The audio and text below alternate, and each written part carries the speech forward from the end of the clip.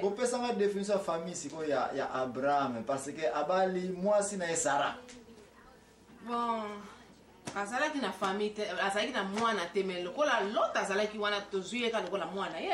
Mais si tu peux savoir définition il y a famille ezali nini?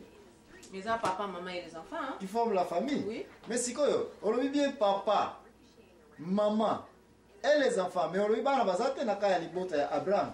Donc, au souci qui reprendre les définitions, il y a les balles, si on a KO et la famille, na KO et Abraham. Wana ya wana globite, na tango wana na abotite donc l'autre to zoika lokona mwana yi. Mais si on na posé que ça va to zonga awa. Définition famille ezali ngoloba ki était papa, maman et les enfants. Si on a loba ki les neveux, on va na noter. Ah wana za mindele mutalo. Non, toujours que d'abord na définition technique, définition scientifique to oyo ezali normal. Yo mon de père, mère et les enfants qui forment la famille. Mais toi comment on a été Nabaksa qui neveu, olobi non. Nabaksa qui sert, olobi non. Est-ce que vous avez une réduction? Parce que chaque fois vous avez sa phrase. Ce qui point là, il y a une phrase dans la facilité. Et nous avons dit que si vous avez compté 1, 2, 3, est-ce qu'il faut comment on a 10? 1, père, 2, mère. Si vous 3 les enfants, ce qui 3e cas, les enfants, est-ce que vous avez un problème? Il y a 1, 2, au groupe, point. Est-ce que tu as une définition de famille qui peut être père, mère, point? T. Et les enfants? Mais si tu as basate? Nathan na basate bon, na banza. Moi c'est dans les cas de famille. Est-ce que aux organisations homoniques c'est normal que ceux qui na basate moi c'est dans les basate de famille? Famille, qu'est-ce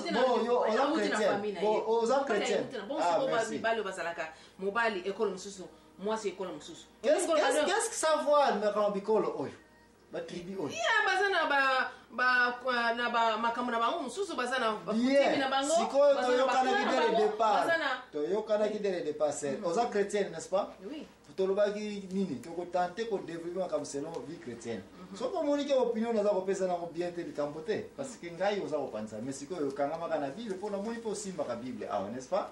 Siko to zonga tango nzambe akrea ki mokili asali Adam. Bona na créer ki Eva. Kwa za musungi ya Abraham. Et puis ordre na pesa ki et puis ya Adam. Et définition ni siko ya iko pesa entre ordre na pesa ki ona. Bah c'est multiplié. L'homme quittera. Oh oui, pardon. Et ça, en Éphésiens 5, chapitre 2, pardon, chapitre 5, et puis verset 22 à 24. La Genèse quittera son père et sa mère et s'attachera à sa femme. Et les deux deviendront une seule chair. Est-ce que vous avez montré que définition de la famille Ezali, papa Adam, na maman Eve, c'est la famille? Yeah, eza ba famille mais si qu'on a société na biso ba eza bon na société te yango na vérité okuta na émission oyo et vérité yango to télémine bande ko na matanto ali ko zonga ngai l'impresario Joachim Zambwana na ko tenter au nom de Jésus ko élever un peu équivoque oyo ezali ko lekana makamu oyo tali nini famille kokene mosikate tokene suko mela ngomo ke sikre mzotanto ko zonga bongo to ko iba ndenge ni to ko kumbela émission oyo poete makamu eko kampe ko zala mwa muke clair parce que difficulté zona awa ya mo famille to kena définition biblique ya famille ngana setu zaka ko yokana te to ena définition ya dictionnaire biso batamokili père mère et les enfants qui forment la famille to zaka ko yokana te siko to ena définition nzambe ete Adam arotika libota na ye Eve arotika pe oyaye ba bale ba ko sakana ba former ni famille moko mais c'est na oyo l'activiste ani ntemo azaka ko opposer ngo toke ne ko zo reportant ko zonga bongo to eba comment to attaquer situation oyo merci mingi nzamba pambola bina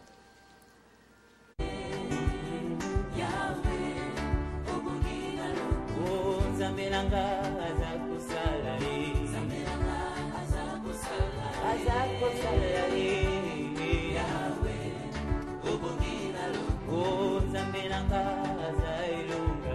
Zambelanga azailunga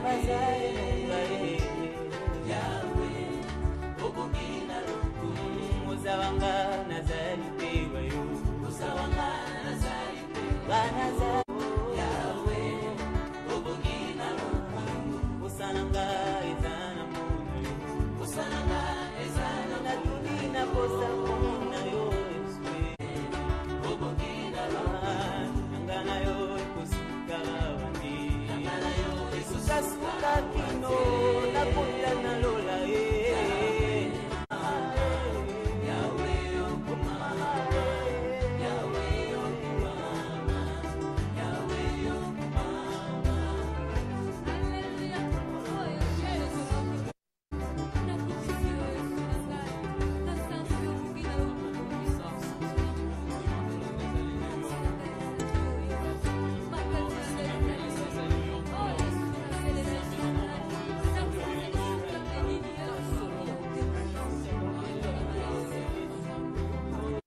Zambwana nazali ko présenter émission autosili ko zonga awa pona ko répondre mama Anito to continuer ko yeba mpe mama l'activiste Anitemo nini yango azana ngo oyo azali ko continuer ko insister to oyo connaissance azali na makambo etali famille ko bosa na te émission na biso na mpoko ya lelo ezali ko concerner droit d'héritage.